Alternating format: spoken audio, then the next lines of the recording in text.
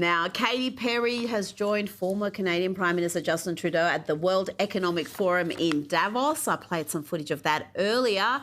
But during his speech, Trudeau referenced a recent date with an American girl at a rooftop bar in Montreal. He said when she ordered a Jack and Coke, the server kindly informed her that there was no more American alcohol, not just in that bar, but anywhere in Montreal, and probably anywhere across the entire country. That's an example of Canadians standing up for each other.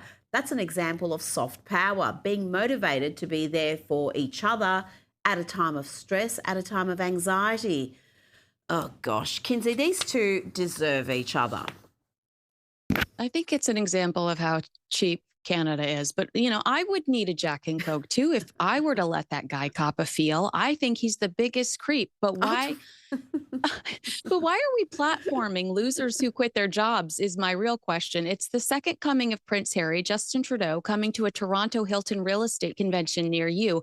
I don't care what he has to say. Neither do Canadian truck drivers. This man has no backbone. Mm-hmm. Well, yeah, all this talk about Canadian unity and soft power, well, where was that when he was seizing bank accounts and targeting Canadian truckers who were just wanting to work? So, yeah, when it counted, he was an absolute tyrant. And talking about tyrants during COVID, Gavin Newsom has been humiliated at the Economic Forum after he was denied entry into the US clubhouse. It came after Newsom rushed out of Donald Trump's keynote speech to tell reporters that it was remarkably insignificant. White House spokeswoman Anna Kelly told the New York Post, no one in Davos knows who third-rate Governor Newsom is or why he is frolicking around Switzerland instead of fixing the many problems he created in California. Ouch, Kinsey, that's a pretty harsh assessment there. Pretty accurate assessment. Gavin Newsom isn't governing, he's auditioning. While we struggle with homelessness, drugs, and rising crime, he's globetrotting and posturing for a 2028 presidential run. The desperation to be seen has become embarrassing. I'm feeling the secondhand embarrassment while I'm looking at the man on the screen. And the neglect back home is the real scandal. And when it comes to the film and TV industry, he's failing even there. California has suffered a massive drop, 20% fewer movies and TV projects last year. And this is even after Newsom rolled out record tax incentives to try to keep Hollywood at home, Kinsey.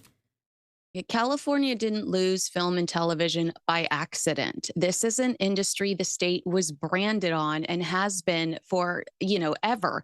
And it's declining on Newsom's watch despite those massive incentives. That's not bad luck. That's failed leadership, and it should disqualify him from higher office. It should, but as we discussed earlier on the program with Josh Hammer, he's a front runner. He may be the front runner, and his only real competition at the moment seems to be Kamala Harris. So that is good news for the Republicans, I've got to say, Kinsey. If the next Democratic presidential candidate is Gavin Newsom or Kamala Harris, the Republicans are going to be looking forward to that race. Absolutely. The ghost of Joe Biden is more appealing to me than Gavin Newsom, Kamala Harris, or I was afraid you were going to say AOC, and then I was going to verbally vomit. But yeah, no, you're absolutely right. Gavin Newsom would be such a blessing to the GOP.